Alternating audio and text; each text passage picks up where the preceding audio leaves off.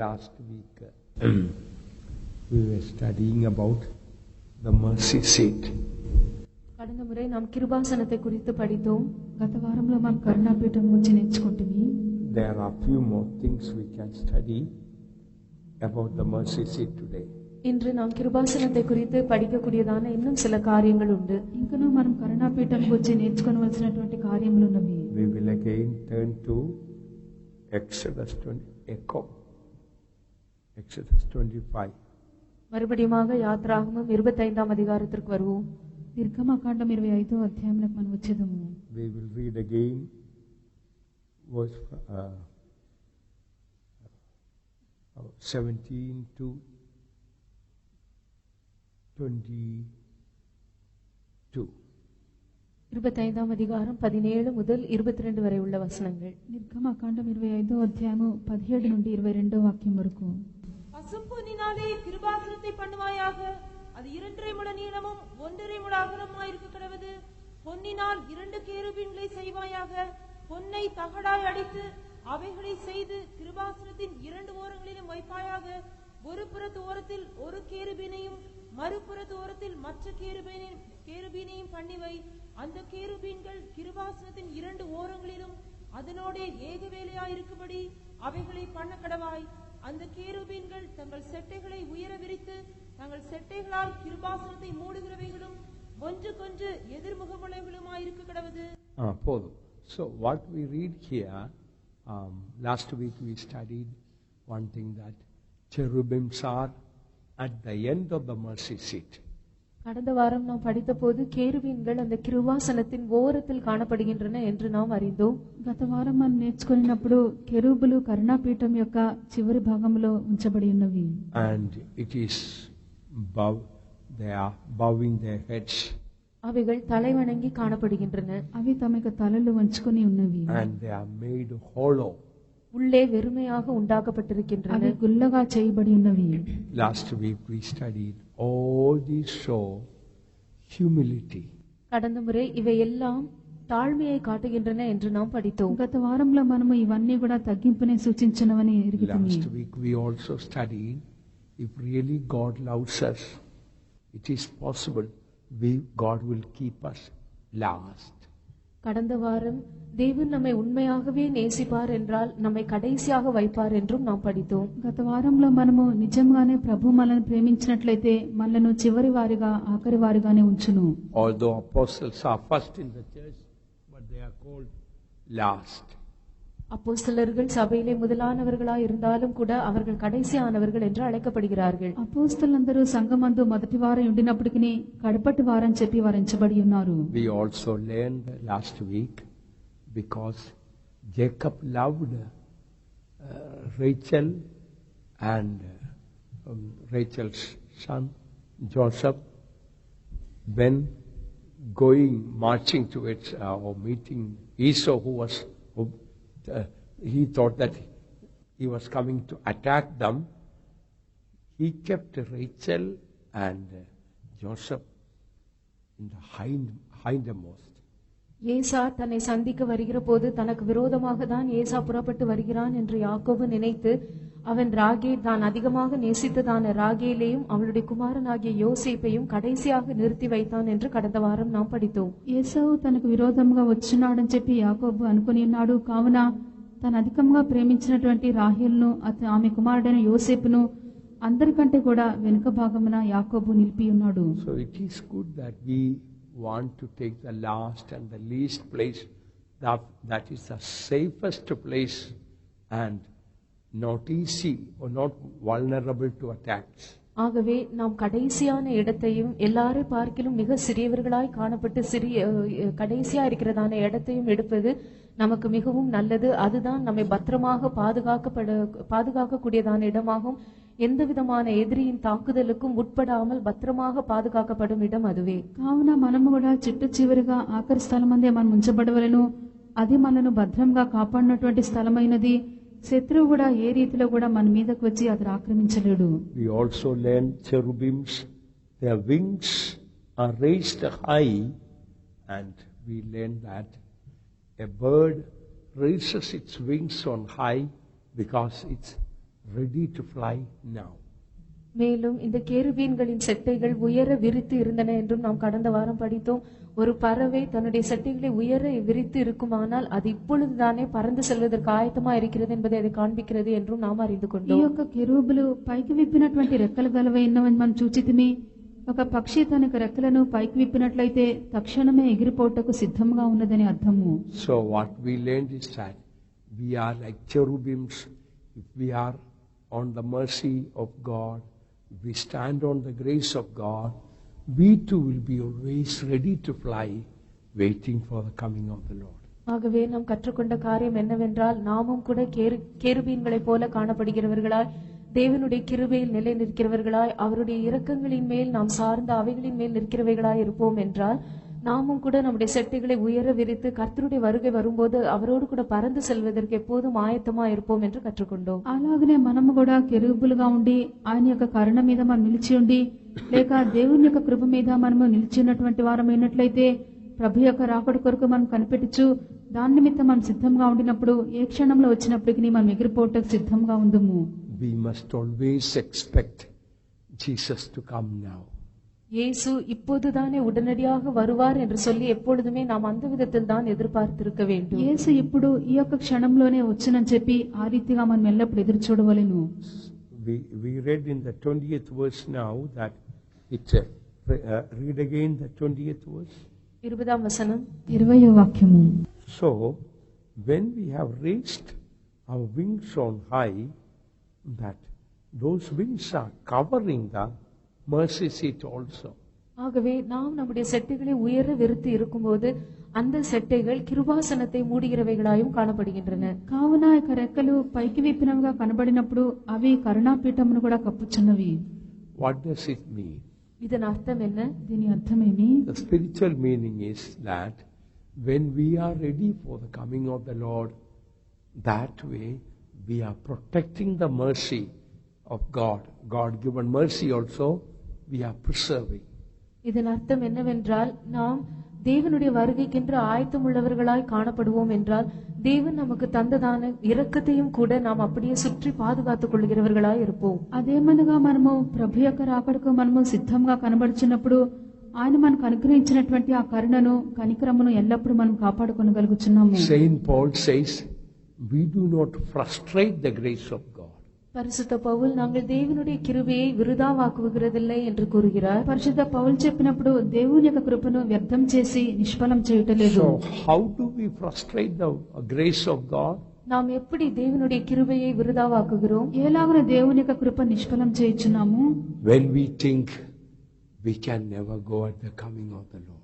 நாம் கர்த்தருடைய வருகையில் போகவே முடியாது என்று நாம் யோசிக்கும் போது, ప్రభు యొక్క రాకడలో మనం వెళ్ళలేమో అని చెప్పి అనుకున్నప్పుడు, when we give room for discouragement thinking that we cannot go at the coming of the Lord, we are frustrating the grace of God. நாம் கர்த்தருடைய வருகையில் எடுத்துக்கொள்ளப்பட முடியாது என்று சொல்லி அதைரியத்துக்கு நம்முடைய இருதயத்தில் இடம் கொடுக்கும் போதுதான் தேவன் நமக்கு அளித்ததான கிருபையை நாம் விருதாவாக்குகிறோம். ప్రభు యొక్క రాకడలో మనం కొనిపోబడలేమో అని చెప్పి మన హృదయం మందు అధైర్యం నాకు చోటిచ్చినప్పుడే దేవుని యొక్క కృపను మనం వ్యర్థం చేయుచున్నాము. So again I remind all the servants of God, today Jesus comes. By the grace of God we will go. That our heart should be on that grace of God. Always that confidence we must keep. நான் இன்றும் கூட நான் ஒரு காரியத்தை எல்லா ஊழியக்காரருக்கும் நினைப்பூட்ட விரும்புகிறேன். கர்த்தராகிய இயேசு இன்று வருவார், ஆனால் கர்த்தருடைய கிருபையினால் நானும் கூட அவருடைய வருகையில் எடுத்துக்கொள்ளப்படுவேன் என்று சொல்லக்கூடியதான அந்த நம்பிக்கையும் தைரியத்தையும் எப்போதும் நமக்குள்ளே நாம் வைத்திருக்க வேண்டும். కావున నేడు ప్రభు అయినటువంటి యేసు రాకడ వచ్చినట్లయితే నేను ఆయన కృప చేత నేను ఎగిరిపోదును అని చెప్పి ఇటువంటి ఒక నిరీక్షణ మనకు ఉండవలెను. మన హృదయము ఎల్లప్పుడు కూడా ఇట్టి కృపయందు నిశ్చయిత గలదై కనబడవలెను. So many things in the tabernacle shows the readiness. ஆசரிப்பு கூடாரத்தில் காணப்படுகிறதான எத்தனையோ விதமான பணிமுட்டுகள் இவ்விதமான ஒரு ஆயத்தத்தை வெளிப்படுத்துகின்றன. ప్రత్యక్ష గుడారంలో ఉన్నటువంటి అనేక ఉపకరణములు ఇట్టి సిద్ధపాటునే సూచించినవి. For example, these two staves or sticks, they are inserted to two rings on both sides, 2 rings each. உதாரணமாக அந்த இரண்டு தண்டுகளும் இரண்டு பக்கங்களிலும் இருக்கிறதான வளையங்களின் உள்ளே பாய்ச்சப்பட்டிருக்கின்றன. ఉదాహరణముగా రెండు మోతకర్రలు కూడా రెండు వైపుల ఉంచబడిన ఉంగరముల్లో అవి దూర్చబడి ఉన్నవి. So,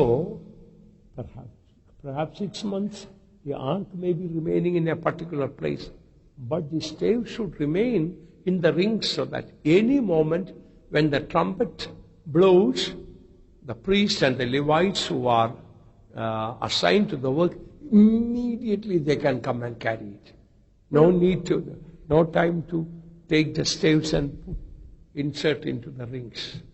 ஒருவேளை இந்த உடன்படிக்கை பெட்டி எந்த இடத்திலும் வைக்கப்பட்டிருக்கலாம். ஆனால் எக்காலம் ஊதப்படும் போது உடனடியாக இந்த உடன்படிக்கை பெட்டியை சுமக்கும்படியாக நியமிக்கப்பட்டதான ஆசாரியர்கள் உடன் தானே வந்து அந்த பெட்டியை சுமக்கும்படியாக அந்த தண்டு எப்பொழுதுமே அந்த வளையத்தின் ஊடாக பாய்ச்சப்பட்டுதான் இருக்க வேண்டும்.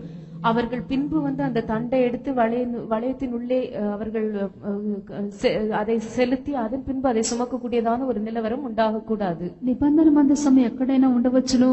ఆయనను బూర ఊదబడినప్పుడు యాజకులను లేవీయులను నియమించబడిన వారు వచ్చి నిబంధన మందసంను వారు మోసుకొని వెళ్ళినట్లుగా మోతకర్రలు ఎల్లప్పుడూ కూడా వాటి యొక్క ఉంగరముల్లోనే దూర్చబడి ఉండవలెను. మోతకర్రలు తీయబడి ఏదైనా ప్రక్కన పెట్టకూడదు. అవసరం నాకు వచ్చి మోతకర్రలు మనం దూర్చి వెళ్ళినటువంటి స్థితి ఎన్నడూ కూడా ఏర్పడకూడదు. Read verse 15. 15వ వచనం 15వ వాక్యము.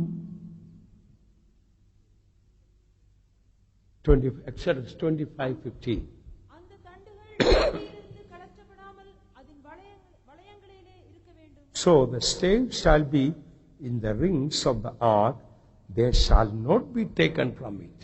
அந்த தண்டுகள் பெட்டியிலிருந்து கலற்றப்படாமல் அதன் வளையங்களிலே இருக்க வேண்டும். ఆ యొక్క మోతకర్రలు ఆ మందసపు ఉంగరముల్లోనే ఉండవలెను.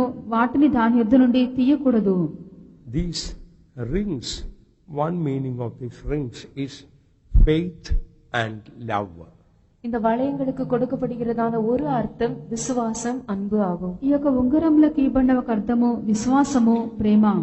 So many places we read about faith and love.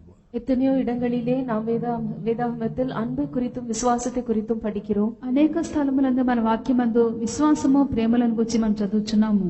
When we take ark as the church, இந்த உடன்படிக்கை பெட்டியை நாம் சபைக்கு அடையாளமாக எடுத்துக்கொள்வோம் என்றால், నిబంధన మందసమును సంఘమునకు సూచనగా తీసుకొనినప్పుడు, then the ark can be carried by faith and love.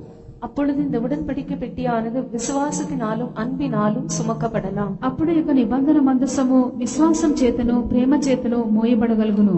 Philemon verse 5. Philemon 5వ వచనం. ఫిలెమోను 5వ వాక్యము. Hearing of thy love and faith which thou hast toward the Lord Jesus and toward all saints. தமிழில் 4వ வசனம். 4వ వాక్యము. கர்த்தராகிய இயேசுவினிடத்திலும் எல்லா பரிசுத்தவான்களிடத்திலும் உள்ள உம்முடைய அன்பையும் உம்முடைய விசுவாசத்தையும் நான் கேள்விப்பட்டேன். So here Saint Paul speaks about the faith and love Philemon had. இந்த இடத்திலே பிலமோனுக்கு உண்டாயிருந்ததான விசுவாசத்தையும் அன்பையும் குறித்து பரிசுத்த பவுல் பேசுகிறார். ఇక్కడ ఫిలెమోనుకు ఉన్నటువంటి విశ్వాసమును, ప్రేమను గురించి పౌలు చెప్పుచున్నాడు. Faith in the Lord and love to the saints. கர்த்தரிடத்தில் விசுவாசமும் பரிசுத்தவான்களிடத்தில் அன்பும். ప్రభు ఎడల విశ్వాసమును, పరిశుద్ధుడి ఎడల ప్రేమ. We need these both to carry the burden of the church of God. தேவனுடைய சபையின் பாரத்தை சுமக்கும்படியாக இந்த இரண்டு காரியங்களும் நமக்கு மிக அவசியம். దేవుని యొక్క సంఘం యొక్క భారం మనం మోయుటకు ఈ రెండు కార్యములు మనకు ఆవశ్యకము. These what we see here, these wings are joined together. இந்த இடத்தில் நாம் காண்கிறது போல இந்த இரண்டு செட்டைகளும் ஒன்றோடொன்று இணைந்திருக்கின்றன. ఇక్కడ మనం చూచినట్లుగా ఈ యొక్క రెండు రెక్కలు కూడా ఒకటితో ఒకటి కలిసిపోయి ఉన్నవి. What does it show? இது எதை காட்டுகிறது? ఇది దేనిని సూచించున్నది? When we live being ready for the coming of the Lord, we have fellowship one to another. நாம் கர்த்தருடைய வருகைக்கென்று ஆயத்தம் உள்ளவர்களாய் ஜீவிக்கும் போது ஒருவரோடொருவர் ஐக்கியம் உள்ளவர்களாயும் காணப்படுவோம். ప్రభు యొక్క రాకడ కొరకై మనం సిద్ధపాటుతో జీవించినప్పుడు ఒకరికెడల ఒకరము ఐక్యత కలవారమే ఉందుము. When we are out of fellowship with God, we will be out of fellowship with saints also. நாம் தேவனோடு ஐக்கியம் இல்லாமல் இருக்கும்போது பரிசுத்தவான்களிடத்திலும் ஐக்கியம் இல்லாமல் போய்விடும். దేవునితో మనకు సహవాసం లేకుండా పోయినప్పుడు పరిశుద్ధులతో కూడా మనకు సహవాసం లేకుండా పోవు. Same way, when we are out of fellowship with saints, that shows we are out of fellowship with God. அதுபோலவே நாம் பரிசுத்தவான்களிடத்தில் ஐக்கியம் இல்லாமல் இருப்போம் என்றால் நாம் தேவனிடத்திலும் ஐக்கியம் இல்லாமல் இருக்கிறோம் என்பது அர்த்தம். అలాగనే మనకు పరిశుద్ధులతో సహవాసం లేకుండా ఉన్నప్పుడు దేవునితో కూడా మన సహవాసం లేదని చెప్పి అర్థము. As last week I mentioned, when we cannot get on well with others, it shows our life is not right with God.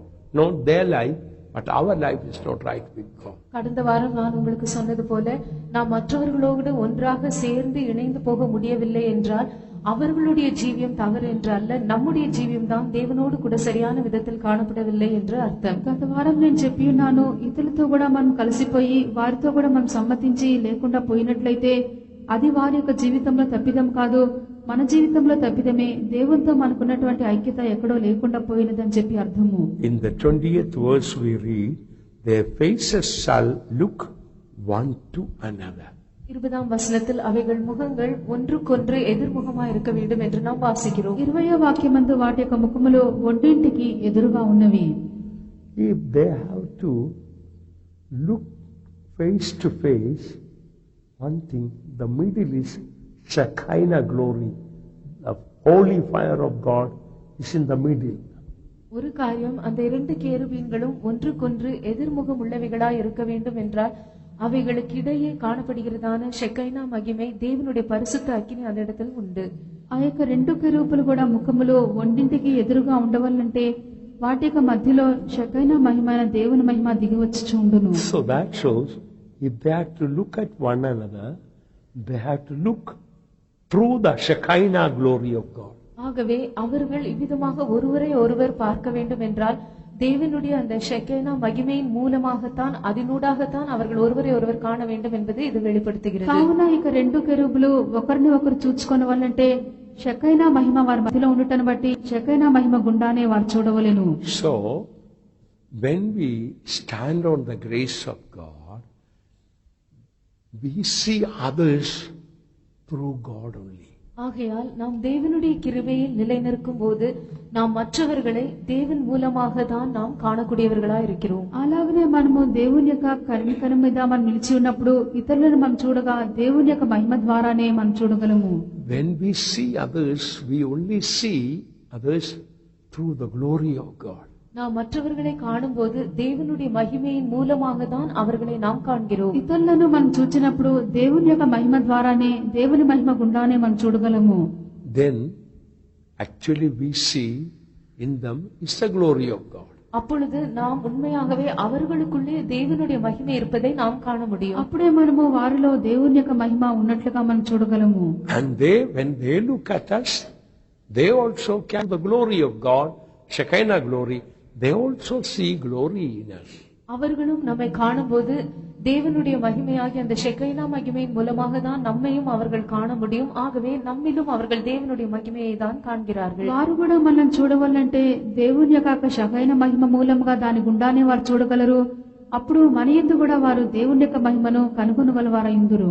Many of the truths that I mentioned, I don't go into the details, but if you write it down, so many other truths you perhaps later on when you meditate, you will be able to know that. நான் இப்பொழுது உங்களுக்கு சொல்லுகிறதான அநேக சத்தியங்களின் ஆழமான கருத்துக்களை நான் உங்களுக்கு சொல்வதில்லை. ஆனால் நீங்கள் அவைகளை எல்லாம் எழுதி குறித்துக் கொள்வீர்கள் என்றால் பின்பு நீங்கள் அதை வாசித்து தியானிக்கும் போது இதனை பற்றி இன்னும் ஆழமான கருத்துக்களை தேவன் உங்களுக்கு வெளிப்படுத்துவார். ఇప్పుడు మీతో చెప్పుచున్నటువంటి సత్యములను నేను గూఢంగా వివరించట్లేదు. మీరు వ్రాసుకొని తర్వాత వెళ్ళి ధ్యానించినప్పుడు దాని నుండి అనేకమైన సత్యములను ప్రభు మీకు కనపరచును. Like these cherubims, if we remain in the grace of God, even if you look at your enemy, the one who hates you, all what you see in that face will be the glory of God. இந்த கேருபீன்களை போல நீங்கள் தேவனுடைய கிருபையிலே நிலைத்திருப்பீர்கள் என்றால் நீங்கள் உங்கள் சத்ருவை காண வேண்டியதான ஒரு சூழ்நிலை ஏற்பட்டாலும் கூட நீங்கள் காண்பதெல்லாம் அவர்களை தேவனுடைய மகிமையின் மூலமாக காண்பதினால் நீங்கள் தேவனுடைய மகிமையை தான் அவர்களிலும் காண்பீர்கள். మీరు కెరూపుగా ఉండి ఆయన యొక్క కరుణ మీద మీ నిలిచిన వారై ఉండినట్లయితే మీ యొక్క శత్రువుని లేక మిమ్మల్ని ద్వేషించే వారిని మీరు చూచినప్పుడు దేవుని యొక్క మహిమ గుండాన్ని చూడగలరు, వారిలో కూడా ఆయన యొక్క మహిమను మీరు కనుగొనగలరు. In fact, your enemy doesn't have any glory there. But the difference is that you look that enemy through the glory of God. உண்மையை சொல்ல போனால் உங்கள் சத்துருக்களிலே எந்த விதமான மகிமையும் அங்கு காணப்படுவதில்லை. ஆனால் நீங்கள் தேவனுடைய மகிமையினூடாக அவர்களை காண்பதினால் நீங்கள் அந்த இடத்திலே தெய்வ மகிமையை காண்கிறீர்கள். మనము సత్యం చెప్పినట్లయితే శత్రువులో ఎటువంటి మహిమ లేదు, ఆయనను మీరు దేవుని యొక్క మహిమ గుండా వారిని చూస్తున్నారు గనుక దానిని వారెందు మీరు వీక్షింపగలుగుతున్నారు. I will give a true example from the Bible. வேத வசனத்திலிருந்து நான் உங்களுக்கு இதற்கென்று ஒரு நல்ல உதாரணத்தை கொடுக்கிறேன். వాక్యం నుండి దీనికి ఒక మంచి ఉదాహరణ ఇచ్చేదను. Jacob was coming from Padan Aram. Jacob was coming from Laban's place and going back home. யாக்கோபு லாபானின் வீட்டிலிருந்து திரும்பி வந்து தன்னுடைய சொந்த வீட்டிற்கு திரும்பி செல்கிறவனாய் இருந்தான். యాకోబు లాబాను ఇంటి నుండి బయలుదేరి తన యొక్క సొంత ఇంటికి వెళ్ళుచున్నాడు. Earlier, Esau told, after our father dies, I am going to kill you. இதற்கு முன்பாக ஏசா தகப்பன் மரித்த பின்பு நான் அவனை கொன்று போடுவேன் என்று தனக்குள்ளே தீர்மானித்துக் கொண்டிருந்தான். దీనికి ముందుగా ఏసావు తండ్రి యొక్క మరణం పిమ్మట యాకోబును చంపేదనని తీర్మానించుకొనెను. That's why Jacob had ran away from home. ஆகையால் தான் யாக்கோபு தன்னுடைய வீட்டிலிருந்து தப்பி ஓடினான். కావున యాకోబు ఇక సంగతి తెలుసుకొని తన ఇంటి నుండి పారిపోయినాడు. Now while coming back home, Jacob heard Esau is now coming not alone with 400 people. இப்பொழுது யாக்கோபு தன்னுடைய வீட்டிற்கு திரும்பி வரும்போது ஏசா தனக்கு எதிராக புறப்பட்டு வருகிறான் என்றும் அவன் தனிமையாக வராமல் 400 பேரோடும் கூட புறப்பட்டு வருகிறான் என்றும் யாக்கோபு கேள்விப்பட்டான். ఇప్పుడు యాకోబు తిరిగి వెళ్ళుచుండగా ఏసావు అతను ఎదుర్కొని వచ్చుచున్నాడని, అతడు ఒంటరిగా కాకుండా 400 మనుషులతో కూడా వచ్చుచున్నాడని యాకోబు తెలుసుకొని ఉన్నాడు. So quite naturally Jacob was very disturbed.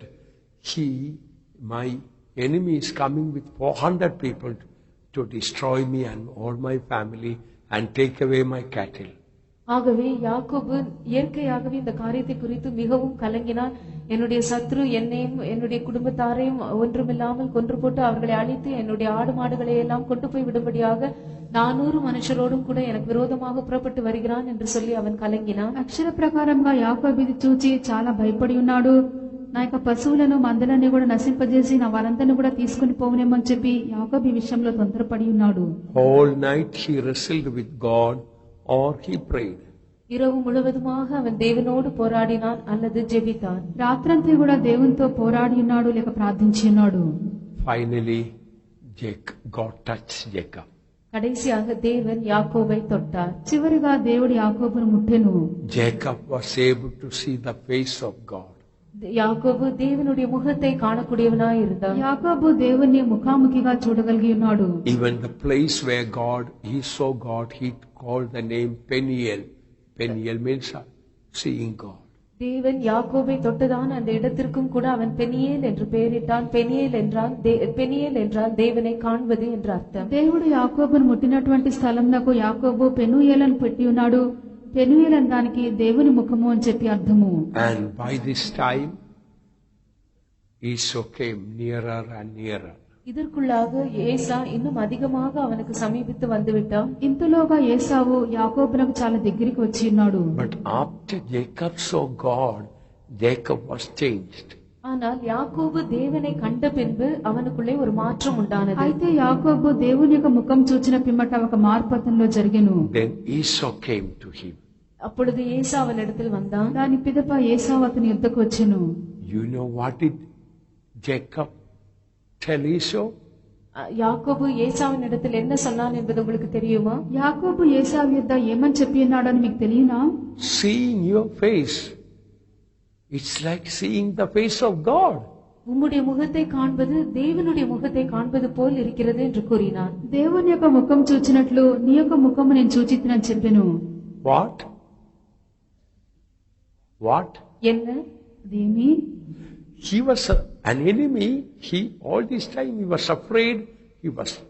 Esau is coming as an enemy to kill him and to destroy him. ஏசா தனக்கு ஒரு சத்ருவாய் இருந்தால் இந்த எல்லா காலங்களிலும் அவன் நினைத்திருந்தது என்னவென்றால் இப்பொழுது ஏசா தன்னை அழித்து தன்னை கொன்று நிர்மூலமாக்கும்படியாக தான் வருகிறான் என்று யாக்கோபு நினைத்திருந்தான். ఏసావు తనకు ఒక శత్రువుగా ఉండెను. తను తలంచినదంతా ఏమనగా ఏసావు వచ్చి తనకున్నటువంటిది తనను అందరినీ కూడా నాశనం చేయనని చెప్పి అనుకుని ఉన్నాడు. Now when Jacob saw his enemy's face, it looked like God's face. ஆனால் இப்பொழுது யாக்கோபு தன்னுடைய சத்ருவின் முகத்தை கண்டபோது அது தேவனுடைய முகம் போல அவனுக்கு காணப்பட்டது. అయితే ఇప్పుడు యాకోబు తన యొక్క శత్రువు యొక్క ముఖం చూచినప్పుడు అది దేవుని యొక్క ముఖం వలె ఉండెను. Come on, let us read it. Genesis 32. First of all, read verse 30. முதலாவதாக ஆதியாகமம் 32ஆம் அதிகாரம் 30ஆம் வசனத்தை வாசிப்போம். మొట్టమొదటిగా ఆదికాండం 32వ అధ్యాయం 30వ వాక్యం చదువుడి. அப்பொழுது யாக்கோபு, நான் தேவனை முகமுகமாய் கண்டேன், உயிர் தப்பி பிழைத்தேன் என்று சொல்லி அந்த ஸ்தலத்துக்கு பெனியேல் என்று பெயரிட்டான். Right. Jacob called the name of the place Peniel, for I have seen God face to face, and my life is preserved. So,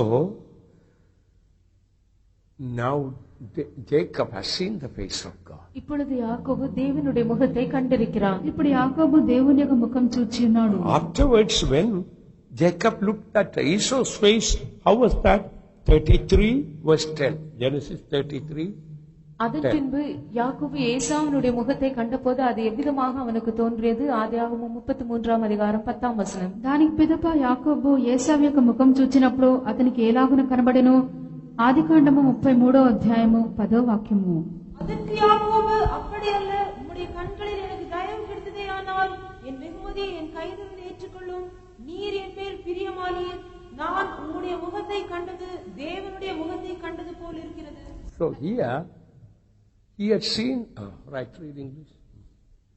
And Jacob said, Nay, I pray thee, if now I have found grace in thy sight, then receive my present at my hand, for therefore I have seen thy face, as though I had seen the face of God.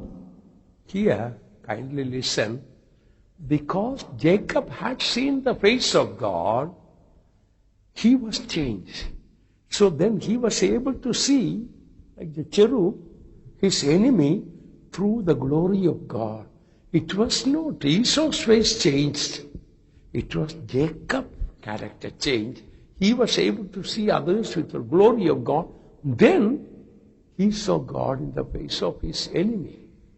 கவனமாக கேளுங்கள். யாக்கோபு முதலாவதாக தேவனுடைய முகத்தை கண்டதினால் அதன் பின்பு அவன் தன்னுடைய சத்ருவாகிய அந்த ஏசாவை, அதாவது அந்த கேருபினை அவன் காணும்போது அவன் தேவனுடைய மகிமையினூடாக காணக்கூடியவனாய் இருந்தான்.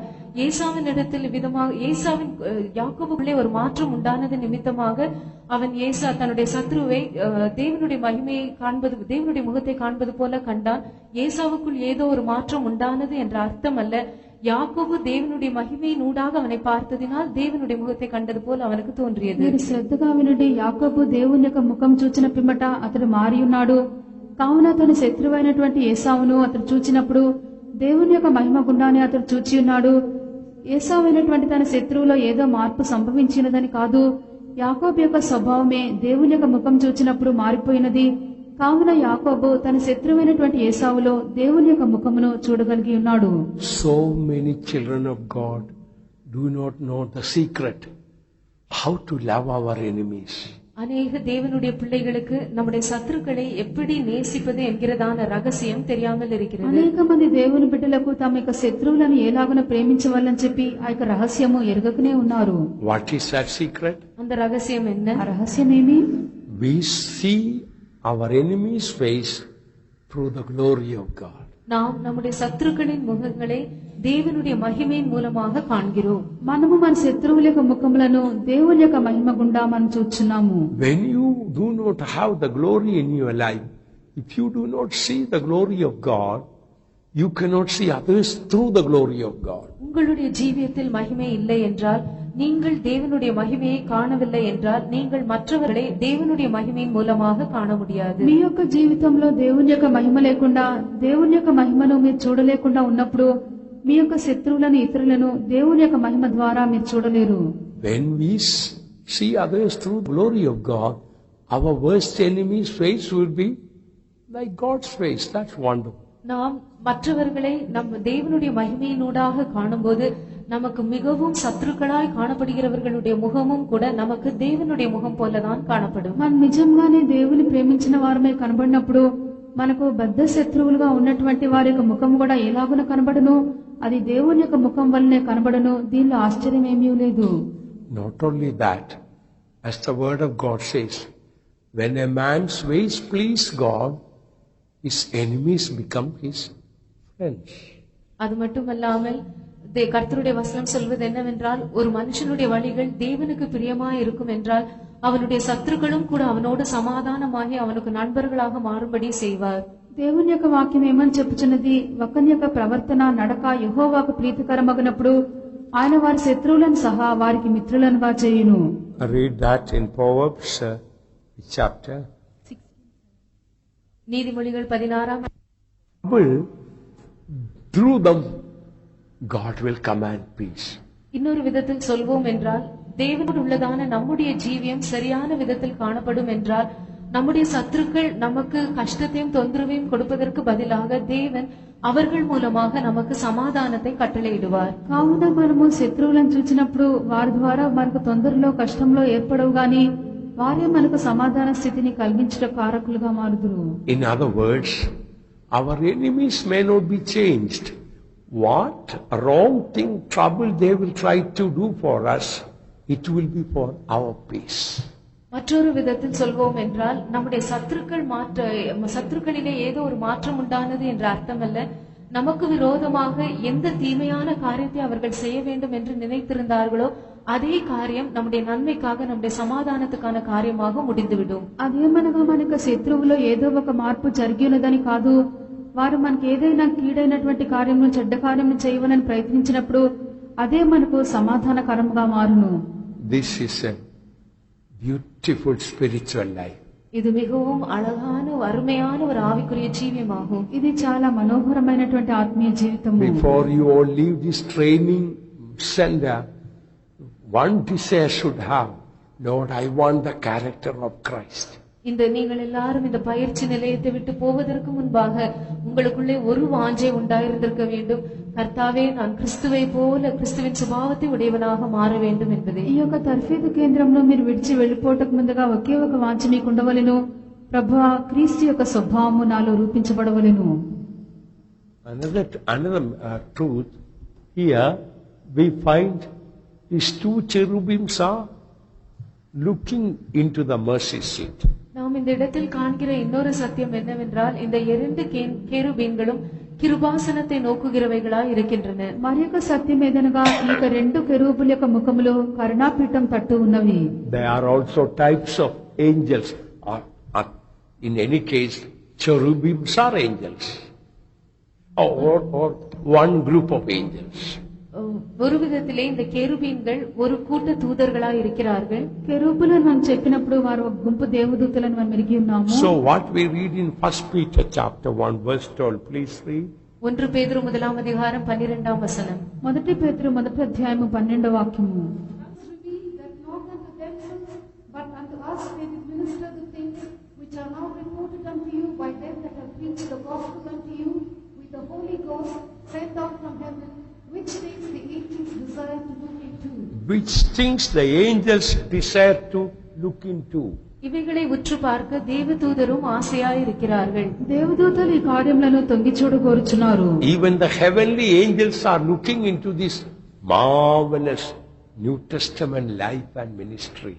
பரலோகத்தில் உள்ளதான தேவதூதர்களும் கூட இவ்வளவு ஆச்சரியமான இந்த புதிய ஏற்பாட்டு சபையையும் அதன் ஊழியத்தையும் குறித்து ஆச்சரியமாக உற்று பார்க்க ஆசையா இருக்கிறார்கள். పరలోకంలో ఉన్నటువంటి దూతలందరూ కూడా చాలా ఆశ్చర్యకరంగా క్రొత్త నిబంధన సేవను ఈ యొక్క జీవితంలో వారు తొంగి చూడగోరుచున్నారు. Even these holy angels, they cannot understand this, the mysteries of the church, the purity, the revelation, the grace, the glory. They just cannot understand. So they are curiously looking into this. இந்த பரிசுத்த தூதர்களும் கூட சபைக்கு கொடுக்கப்பட்டதான அதனுடைய மகிமை, அதனுடைய கிருபை, அதனுடைய தூய்மை, இவ்வளவு மேன்மையான ஜீவியம், இவை எல்லாவற்றையும் இதன் ரகசியத்தையே அறிய முடியாமல் இருக்கிறார்கள். ஆகவே அவர்கள் இந்த காரியங்களை எல்லாம் உற்று నోకి பார்க்க ఆశయాయి இருக்கிறார்கள். పరిశుద్ధ దూతలైనటువంటి వారు కూడా ఇక సంఘమును గుచ్చియు దానికి ఇవ్వబడినటువంటి ప్రకటనలను గుచ్చియు మహిమయు కృపయు దాని యొక్క అత్యంతమైనటువంటి శక్తిని గుచ్చి వారు ఎరగకుండా కనబడటం బట్టి ఈ యొక్క కార్యములని కూడా ఎంతో అత్యాసక్తితో వారు తొంగి చూస్తున్నారు. Beloved ones, many mysteries and the glories of the church is unknown to me. அருமையானவர்களே, சபையின் அநேக ரகசியங்களும் அதன் எல்லா மகிமையும் கூட எனக்கும் இன்னும் சில தெரியாமல் இருக்கிறது. ప్రియులారా, సంఘం యొక్క దీన్ని గూర్చినటువంటి మర్మములు, దాని యొక్క మహిమయు, కొన్ని కార్యములు ఇంకనూ నాకు తెలియకుండానే ఉన్నవి. But whatever little I understood, I tell you, it amazes me day and night. ஆனால் நான் விளங்கிக் கொண்டதான அந்த சிறு காரியங்களும் கூட நான் உங்களுக்கு உண்மையை சொல்கிறேன், இரவும் பகலுமாக என்னை அது వేకతక్కదాయి కాణపడుகிறது. ఆయనను నేను యథార్థతనే చెప్తున్నాను. నేను ఎరిగినటువంటి ఆ కొంత మటుకు కార్యములు కూడా ప్రతిదినము నన్ను ఎంతగానో అది ఆశ్చర్యచకితంగా చేయుచున్నవి. Some servants of God don't value this ministry. சிலர் கர்த்தருடைய ஊழியக்காரர் இந்த ஊழியத்தை குறித்து சற்றும் அதற்கு ஏற்ற கனத்தை கொடுப்பதில்லை. అనేక మంది దైవ సేవకుల యొక్క సేవకు కొంచెం కూడా విలువ వారు చెల్లించట్లేదు. If you know the glories, little bit of the glories of the ministry, you cannot have a worldly mind. இந்த ஊழியத்தை பற்றியதான மகிமையை குறித்ததான ஒரு சிறிய அளவு ஒரு விளக்கம் கூட உங்களுக்கு உண்டாயிருக்கும் என்றால் నిశ్చయమాగவே உங்களுக்கு ఉలగ సిందే ఇరుకవే முடியாது. ఈ యొక్క సేవను గురించి, దీని యొక్క మహాత్యము, మహిమలను గురించి ఏదో కొంత మేరకు మాత్రము మీకు ప్రకటన ఉండినట్లయితే మీ యొక్క మనసు భూ సంబంధమైనదిగా అది మారదు. If any time you get a desire to go and stay at home with your family and parents, it's because you have not understood even the little bit of the glories of this glorious ministry. உங்களுக்கு எப்போதாவது நீங்கள் மறுபடியுமாக வீட்டிற்கு போய் உங்கள் குடும்பத்தாரோடும் பெற்றோரோடும் இருக்க வேண்டும் என்கிறதான ஒரு ஆசை உண்டாகும் என்றால் நீங்கள் இந்த ஊழியத்தை குறித்தும் அதன் மேன்மையும் அதன் மகிமையும் குறித்தும் ஒரு சிறிதளவு கூட வெளிப்படுத்தல் இல்லாமல் இருக்கிறீர்கள் என்பதுதான் అర్థం. మీరు మీ ఇంటి వారిని చూడవలను, వారితో కూడా వెళ్లి కొంతసేపు మీరు గడపవాలని చెప్పి ఇటువంటి వాంఛన మీలో కలిగినట్లయితే ఈ యొక్క సేవను గురించి ఒక చిన్న పరిమితి కూడా మీకు ప్రకటన దాని గురించినటువంటి అర్థం మీకు తెలియదని చెప్పి అర్థము. According to 1 Peter chapter 1 verse 12 we read, even the holy angels are amazed about this New Testament ministry. ஆகவே 1 பேதுரு 1ஆம் அதிகாரம் 12ஆம் வசனத்தில் நாம் வாசித்தது போல பரிசுத்த தேவதூதர்களும் கூட இந்த புதிய ஏற்பாட்டின் ஊழியத்தை குறித்து அவ்வளவு அதிகமாக ஆச்சரியப்படுகிறார்கள். 1 పేతురు 1వ అధ్యాయం 12వ వాక్యమందు మనం చదివినట్లుగా పరిశుద్ధ దేవదూతలు కూడా క్రొత్త నిబంధన సేవను గురించి అంతగా ఆశ్చర్యచకితులవుతున్నారు. Let us go to another aspect of the mercy seat. கிருபாசனத்தின் இன்னொரு அம்சத்திற்கு நாம் வருவோம். కరుణాపీఠం యొక్క మరొక అంశంలోకి వచ్చేదము. This mercy seat and cherubims are one beaten work. That is means they are made as one. They are made as one. இந்த கேருபீன்களும் இந்த கிருபாசனமும் ஏக வேலையாய் அடித்து செய்யப்பட்டிருக்கின்றன, ஒரே பொருளாக இணைந்து செய்யப்பட்டுள்ளன. కెరూబులు కరుణాపీఠం మనం చూచినప్పుడు రెండును ఏకాండంగా చేయబడినవి. అవన్నీ కూడా ఒకే పనిగా నక్షి పనిగా చేయబడిను. This for the ark, this mercy seat is like a lid, a cover. இந்த உடன்படிக்கை பெட்டிக்கு இந்த கிருபாசனம் தான் ஒரு மூடியை போல் காணப்படுகிறது. నిబంధన మందసమునకు కరుణాపీఠ ఒక మూత వలె ఉన్నది. So this lid can be removed and put back also. ஆகவே இந்த மூடி எடுக்கப்பட்டு மறுபடியுமாக அதன் இடத்திலே வைக்கப்பட்டு மூடப்படலாம். మూత తీయబడగలుగును, అది మరలా దానికి స్థానంలో పెట్టబడగలుగును. But the cherubims cannot be removed from the mercy seat. They both are made one beaten work. ஆனால் கேருபீன்களை கிருபாசனத்திலிருந்து நாம் எடுத்துவிட முடியாது. கேருபீன்கள் அந்த கிருபாசனத்தோடு கூட சேர்ந்து ஏக வேலையாய் செய்யப்பட்டிருக்கின்றன. కెరూబులను మనం వేరుగా కరుణాపీఠం ఎదురుండి తీయలేము. ఎందుకనగా కెరూబులు కరుణాపీఠము ఏకముగా ఉన్నవి, ఏకాంతముగా అవి చేయబడి ఉన్నవి. What is a spiritual meaning? ఇదిన ఆవికురి అర్థం ఏంటి? దీని యొక్క ఆత్మీయ అర్థం ఏమి? We know this is consecrated servants of God and mercy seat is a type of Christ.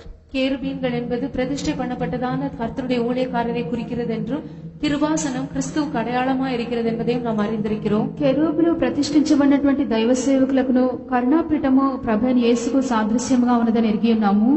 We are directly united with Christ. நாம் கிறிஸ்துவோடு கூட நேரடியாக ஒன்றாக சேர்த்து இணைக்கப்பட்டிருக்கிறோம். మనము తిన్నగా నేరుగా క్రీస్తుతో కూడా మనం ఏకం చేయబడి ఉన్నాము. Ark is a type of church. உடன்படிக்கை பெட்டி சபைக்கு அடையாளமா இருக்கிறது. మందసము సంఘంనకు సూచన ఉన్నది. Please listen, this ark is not directly connected with the cherubims. தயவுசெய்து கேளுங்கள், இந்த உடன்படிக்கை பெட்டி நேரடியாக கேருபீன்களோடு இணைக்கப்படவில்லை. దయచేసి నుండి మందసము తిన్నగా కెరూబులతో అది కలపబడి ఉండలేదు. Indirectly united, the cherubims are indirectly united to the ark through the mercy seat. இந்த கேருபீன்கள் கிருபாசனத்தின் மூலமாகத்தான் மறைமுகமாக உடன்படிக்கை பெட்டியோடு இணைக்கப்பட்டிருக்கின்றன. ఈ యొక్క కెరూబులు తిన్నగా కావు, కరుణాపీఠం ద్వారానే మందసంతో కూడా అది చేర్చబడి ఉన్నవి. So our relationship with the church is through Christ. ஆகவே சபையோடு கூட உள்ளதான நம்முடைய ஐக்கியம் என்பது கிறிஸ்துவின் மூலமாகத்தான் உண்டாயிருக்கிறது. కావున సంఘంతో మనకున్నటువంటి ఐక్యత సహవాసము అది క్రీస్తు ద్వారానే ఉన్నది. Ark can be separated from the mercy seat, but the cherubims cannot be separated from the mercy seat. உடன்படிக்கை பெட்டியை நாம் கிருபாசனத்திலிருந்து பிரித்து விடலாம், ஆனால் கேருபீன்களையோ கிருபாசனத்திலிருந்து பிரிக்கவே முடியாது. మందసమును మనము కరుణాపీఠం నుండి మనం వేరు చేయవచ్చును, అయితే కెరూబులను మనము కరుణాపీఠం నుండి వేరు చేయలేము. Our relationship to the church should be through Christ only. சபையோடு உள்ளதான நம்முடைய ஐக்கியம் என்பது கிறிஸ்துவின் மூலமாக மட்டும்தான் இருக்க வேண்டும். సంఘమునకు మనకున్నటువంటి ఐక్యత సహవాసము అది క్రీస్తు ద్వారా మాత్రమే ఉండవలెను. Sometimes after you go from the training center and become an in charge of a faith home, சில வேளைகளிலே நீங்கள் இந்த பயிற்சி நிலையத்தை விட்டு போய் ஒரு சபைக்கு பொறுப்பானவர்களாக மாறும்போது, ఒకవేళ ఇక్కడ నుండి మీరు బదిలీ చేయబడి ఏదైనా సంఘంనకు బాధ్యతగా ఉంచబడినప్పుడు some servants of God come to a stage they don't have time to spend in prayer with the Lord, fellowship with God, to read God's holy word. They are very busy in the church.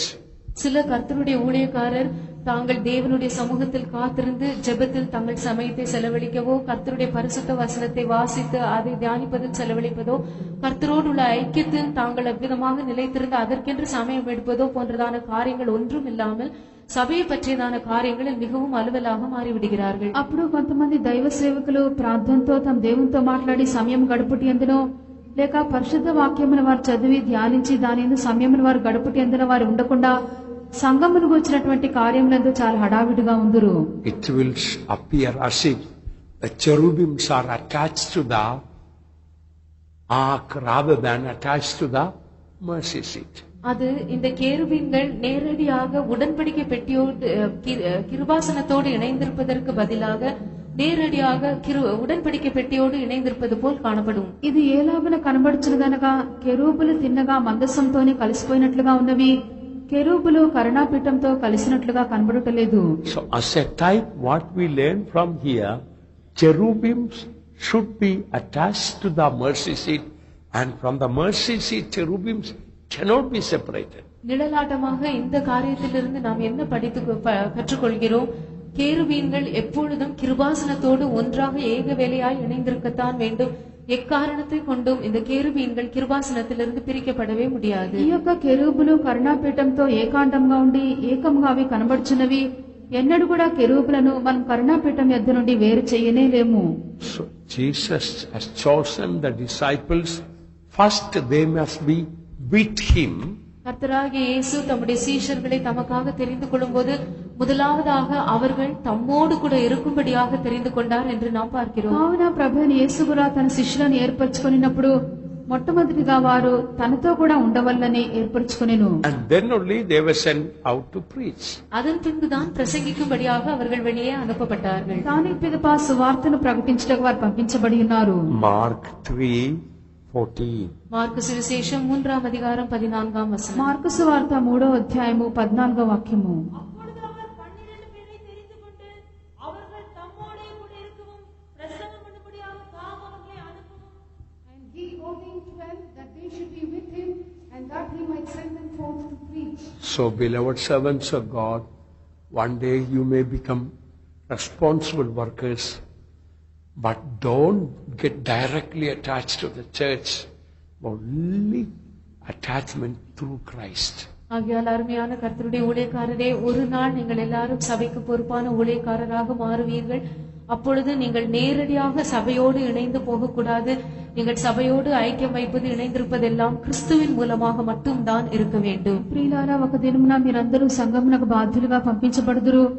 అప్పుడు మీరు సంఘంతో తిన్నగా ఎటువంటి కలుసుకొనుటయో చేర్చబడుటయో ఉంచుకొనకూడదు. క్రీస్తు ద్వారా మాత్రమే మీకు ఐక్యత సంఘంతో ఉండవలెను.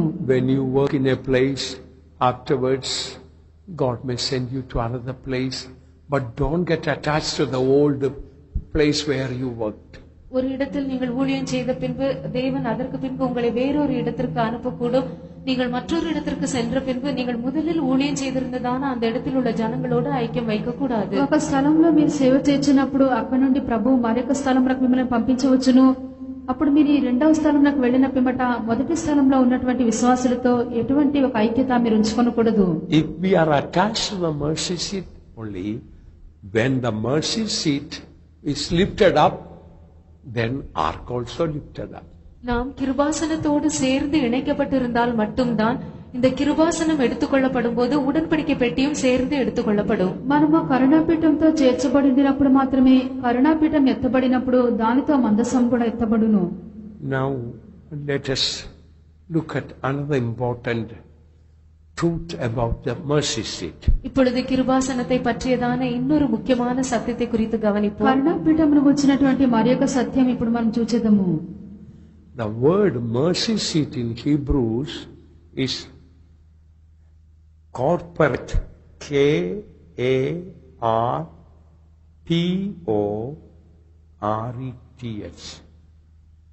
Mercy seat means corporate. கிருபாசனம் என்கிறதான இந்த பதம் எபிரேய பாஷையிலே கார்ப்பரேட் என்கிறதான வார்த்தையிலிருந்து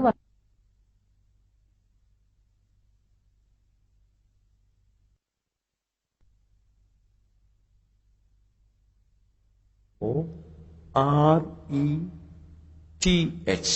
corporate. కార్పొరేట్ ఎన్கிறதான இந்த పదం தான் கிருபாசனத்திற்கு எபிரேய భాషயிலே ఉపయోగపడుతపట్టుள்ளது. ఈ యొక్క కరుణాపీఠం అన్నటువంటి మాటకి ఎబ్రీ భాషలో కార్పొరేట్ అన్నటువంటి మాట ఉపయోగించబడును. The meaning of that word is very interesting and significant. இந்த வார்த்தையினுடைய அர்த்தம் மிகவும் ஆர்வமூட்டக்கூடியதாய் ஆழமான கருத்துடையதாய் காணப்படுகிறது. ఈ యొక్క మాటకు చాలా గూఢమైనటువంటి అర్థం ఉన్నది. The meaning is complete. பலனுள்ளதுமாய் வாய்ந்ததான நித்தியமான ஒரு மூடி என்று அர்த்தம் கொள்கிறது. ఇది చాలా పూర్తిగా కప్పబడినది, చాలా ఫలవంతమైనటువంటిది గాను నిత్యమైనటువంటి మూతగా అది కనబడుచున్నది. Complete or effective eternal covering. இது முழுவதும் மூடக்கூடியதான மிகவும் வல்லமை வாய்ந்ததான నిత్యமான ஒரு మూడియాகும். పూర్తిగా కప్పునటువంటి చాలా తగినటువంటిది నిత్యమైనటువంటి ఒక మూతగా కనబడుచున్నది. That why that Hebrew word is used there? ஏன் இந்த இடத்திலே இந்த எபிரேய பதம் உபயோகிக்கப்படுகிறது? ఎందుకొరకు ఇక హెబ్రీ మాట ఇక్కడ ఉపయోగించబడెను? There are deep spiritual truths hidden there. இந்த இடத்திலே மிகவும் ஆழமான சத்தியங்கள் மறைக்கப்பட்டுள்ளன. ఇక్కడ చాలా గూఢమైనటువంటి సత్యములు మరుగై ఉన్నవి. This mercy seatings effectively covering the things which are inside. இந்த கிருபாசனமானது உடன்படிக்கை பெட்டியினுள் வைக்கப்பட்டதான எல்லா பொருட்களையும் மிகவும் பத்திரமாக பாதுகாக்கிறது. ఈ యొక్క కరుణాపీఠము మందసంలో ఉంచబడినటువంటి వస్తువులన్నీ కూడా చాలా చక్కగాను ఎంతో జాగ్రత్తగాను కాపాడుచున్నది. Mainly there are three things in this ark. இந்த உடன்படிக்கை பெட்டியிலே முக்கியமாக 3 காரியங்கள் வைக்கப்பட்டுள்ளன. మందసంలో ప్రాముఖ్యంగా 3 వస్తువులు ఉంచబడి ఉన్నవి. 2 tables of stone, 2 கற்பலகைகள், 2 రాతి పలకలు, and golden pot with manna. மன்னா வைக்கப்பட்ட பொற்பாத்திரம், మన్నాగల బంగారు పాత్ర, Aaron's rod that budded. ஆரோனின் தளிர்த்த கோல், చిగిరించినటువంటి అహరోను చేతికర్ర. So the tables of stone reminds that rebellion against God and making the golden calf.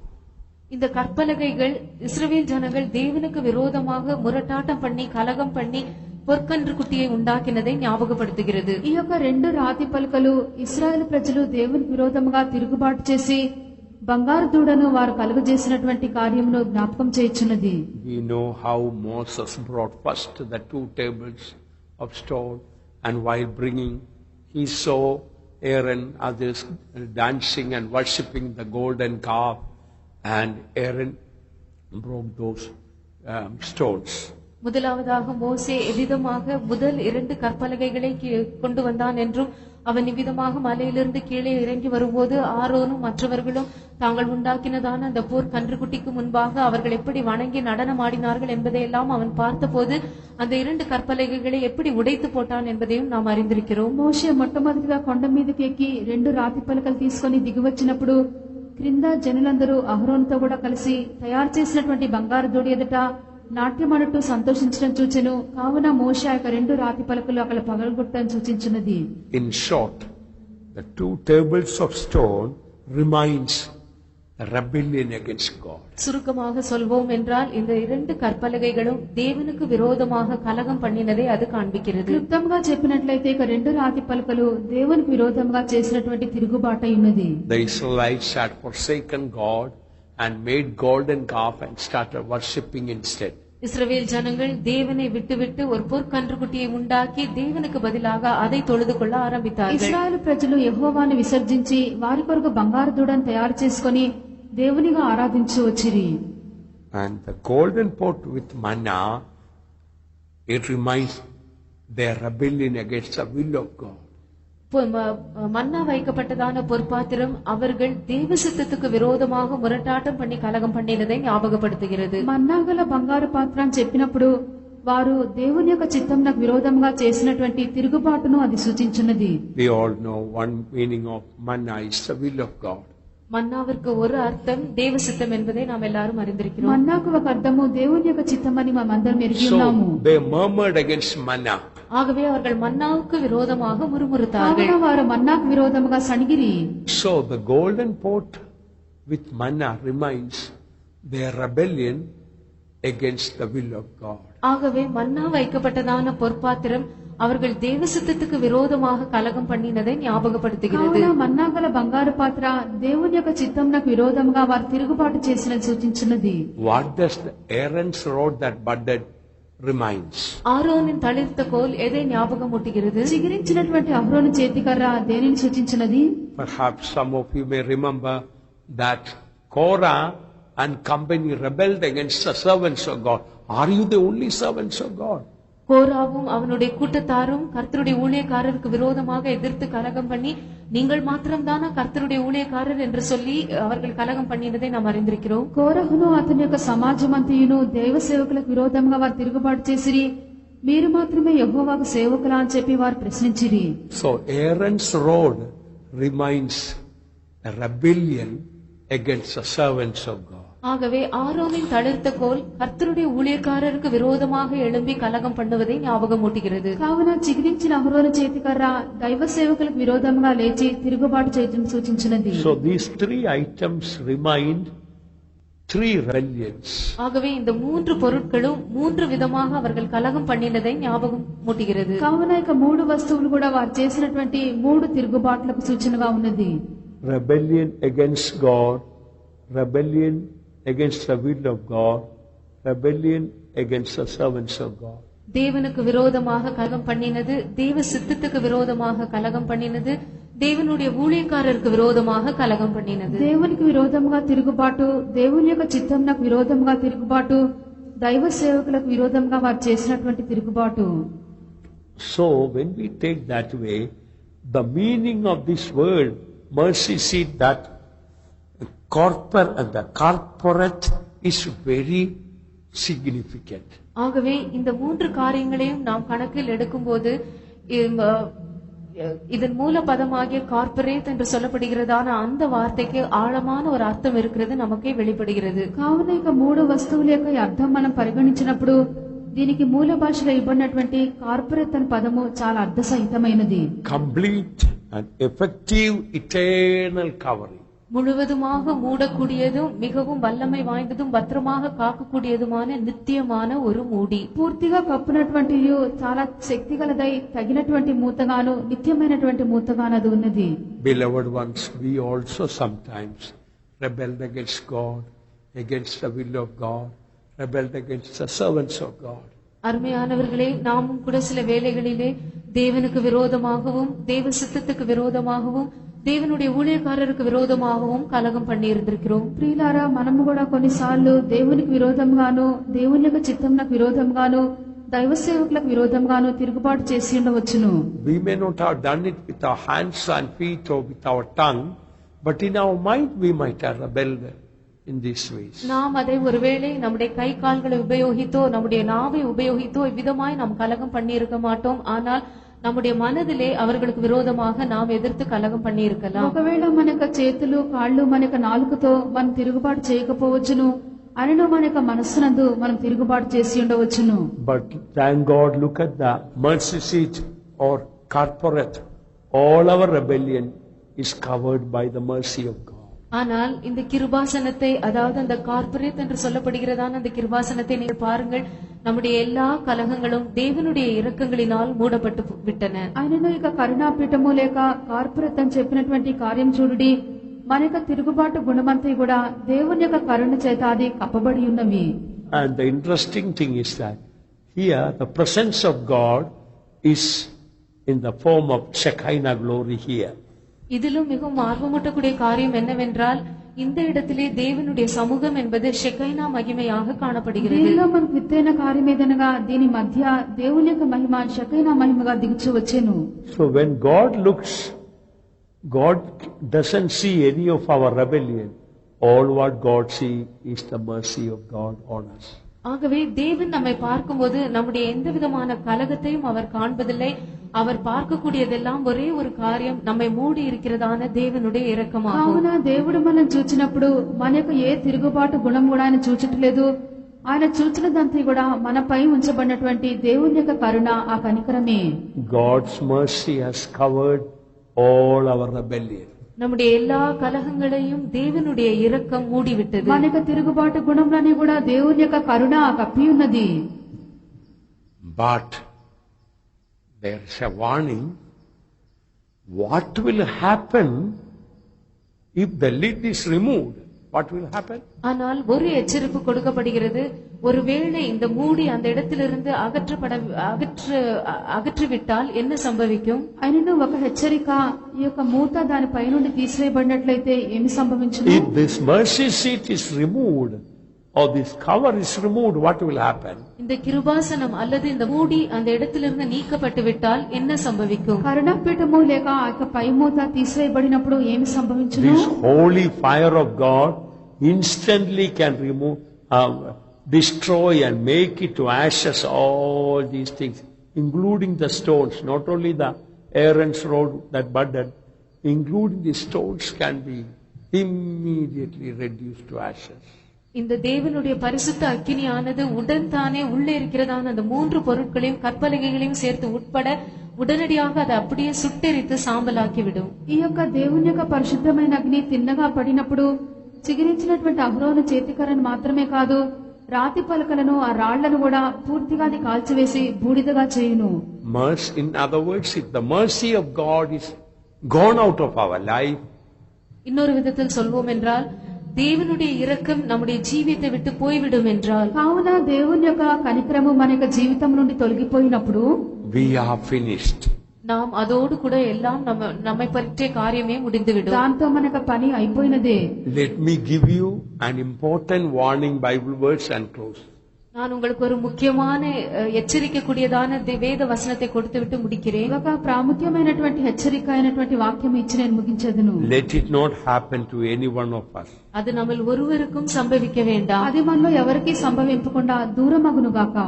1 Samuel chapter 6 verse 19. 1 Samuel 6వ అధికారం 19వ వచనం. మొదటి సమూయేలు 6వ అధ్యాయము 19వ వాక్యము. ஆனாலும் பெத்ஷிமேஷின் மனுஷர் கர்த்தருடைய பெட்டிக்குள் பார்த்தபடியினால் கர்த்தர் ஜனங்களில் 50,000 பேரை அடித்தார், 50,070 பேரை அடித்தார். அப்பொழுது கர்த்தர் ஜனங்களை பெரிய சங்காரமாக அடித்ததை நிமித்தம் ஜனங்கள் துக்கித்துக் கொண்டிருந்தார்கள். And he smote the men of Bethshemesh because they had looked into the ark of the Lord. Even he smote of the people 50,010 men, and the people lamented because the Lord had smitten many of the people with a great slaughter. Some of you know the story. The ark of God was coming to Bethshemesh. தேவனுடைய உடன்படிக்கை பெட்டியானது பெத்ஷெமெசுக்கு கொண்டு வரப்பட்டது. ఈ యొక్క సంభవం మీరు ఎరిగి ఉందరు. దేవుని యొక్క మందసము బెత్షెమెషునకు తీసుకొని రాబడుచుండెను. On the way, God smote the men of Bethshemesh. Why? வருகிற வழியில் தேவன் பெத்ஷெமெசின் மனுஷரை அடித்தார். ஏன்? ఆయనను బెత్షెమెషు వారిని యెహోవా ముత్తియున్నాడు. ఎందుకు? Because they looked into the ark of the Lord. அவர்கள் கர்த்தருடைய பெட்டிக்குள் பார்த்ததினால் தேவன் அவர்களை அடித்தார். యెహోవా మందసం తెరిచి దాని లోపలికి చూచి ఉన్నారు. Listen, it doesn't say they looked at the ark or look on the ark. No, looked into the ark. அவர்கள் கர்த்தருடைய பெட்டியை பார்த்தார்கள் என்றோ அல்லது கர்த்தருடைய பெட்டியின் மேல் பார்த்தார்கள் என்றோ சொல்லப்படாமல் கர்த்தருடைய பெட்டிக்குள் பார்த்தார்கள் என்று சொல்லப்படுகிறது. వారు మందసం చూచిన్నారనియో లేక మందసం పైన వారు చూచిన్నారని వ్రాయబడలేదు. మందసం తెరిచి దాని లోనుగా చూచిరి. So many saints' opinion is that they were curious to know what is inside the box.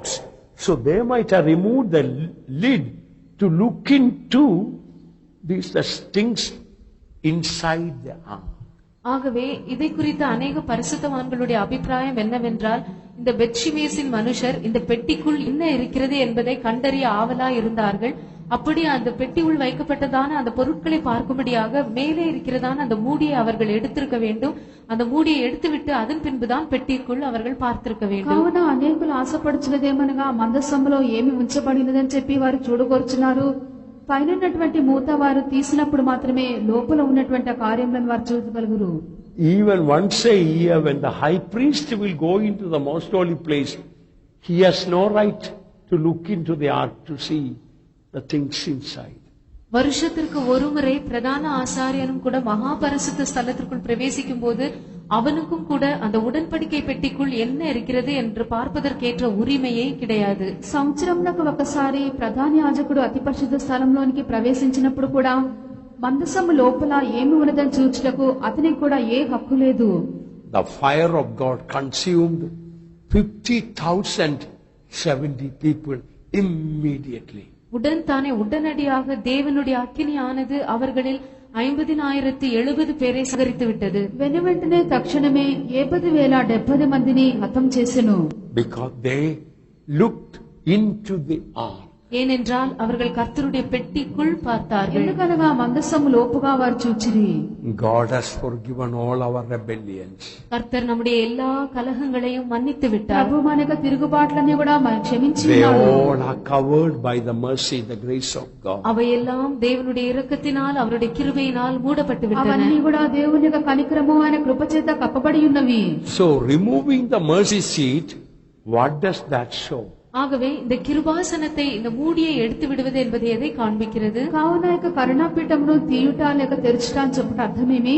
We purposely frustrate the grace of God. நாம் வேண்டுமென்று தேவனுடைய கிருபையை விருதாவாக்குகிறோம் என்று அர்த்தம். మనము కావాలననే దేవుని యొక్క కృపను మనం వ్యర్థం చేసి నిష్ఫలం చేయుచున్నాము. If we again rebel against the grace of God, finished. நாம் மறுபடியுமாக தேவனுடைய கிருபைக்கு விரோதமாக கலகம் பண்ணுவோம் என்றால் அதோடு நம்முடைய கதை முடிந்துவிடும். మనము మరొకసారి దేవుని కృపనకు విరోధంగా తిరుగుబాటు చేసినట్లయితే మన యొక్క పని If the mercy of God is removed from my life, I am finished, beloved ones. அருமையானவர்களே, என்னுடைய ஜீவியத்திலிருந்து தேவனுடைய இரக்கம் நீக்கப்படும் என்றால் அதோடு என்னுடைய காரியமும் முடிந்து போகும். ప్రియులారా, నా యొక్క జీవితం మీద నుండి దేవుని యొక్క కనికరం తీసివేయబడినట్లయితే దానితో నా యొక్క పని అంతే.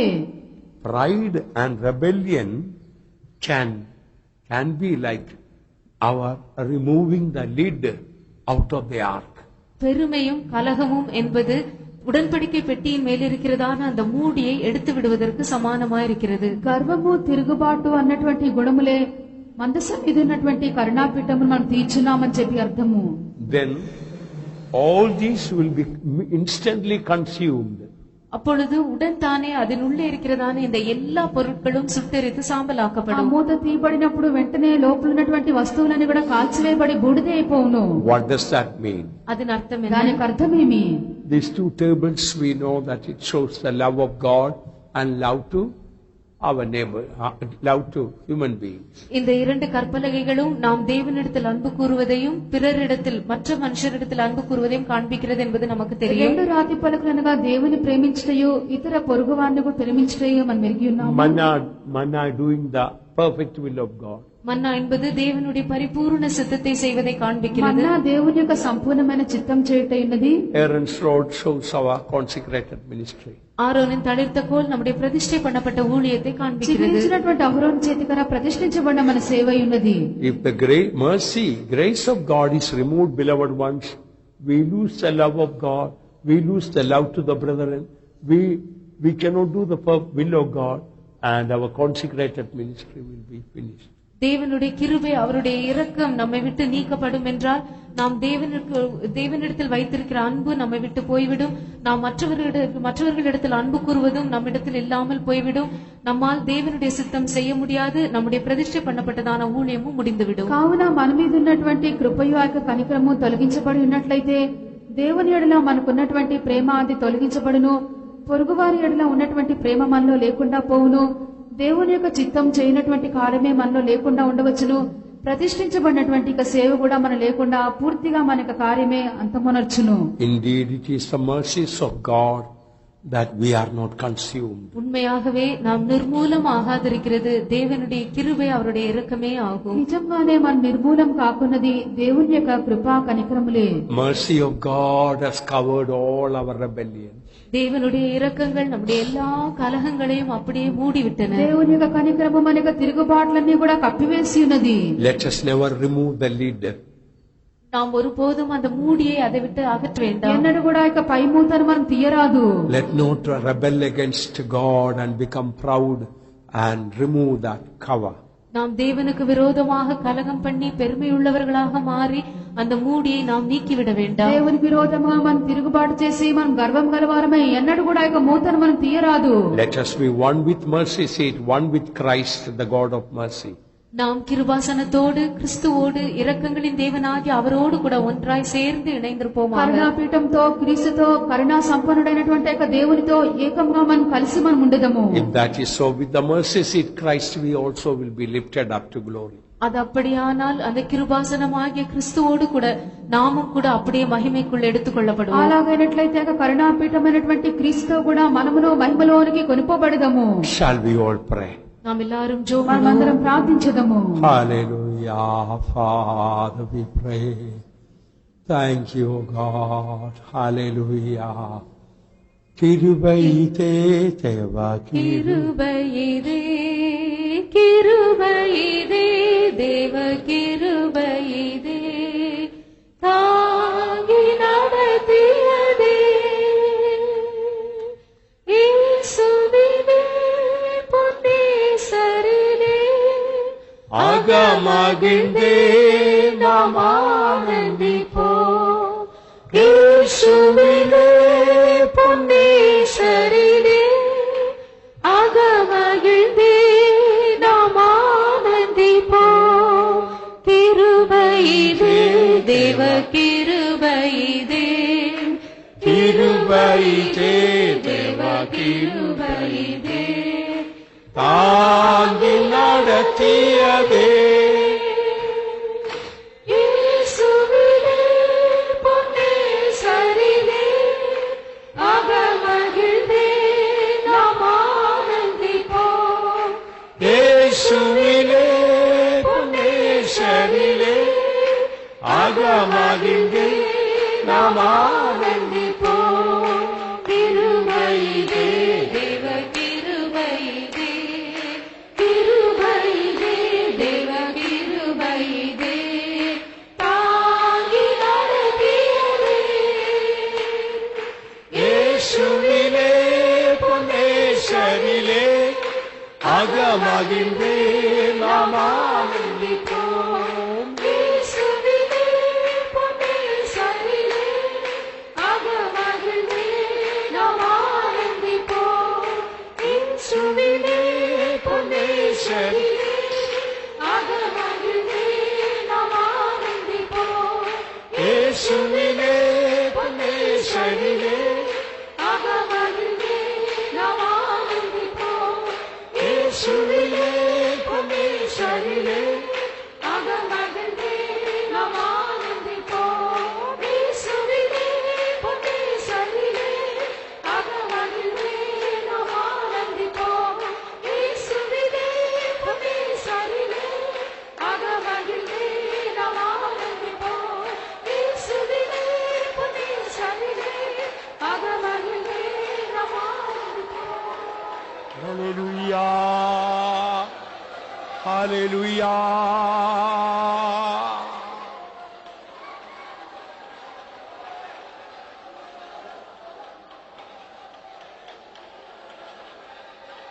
ஹalleluya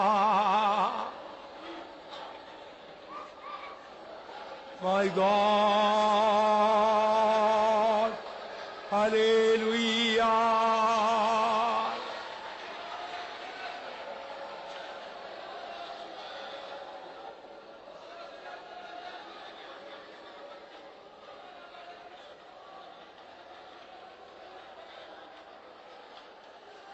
Hallelujah.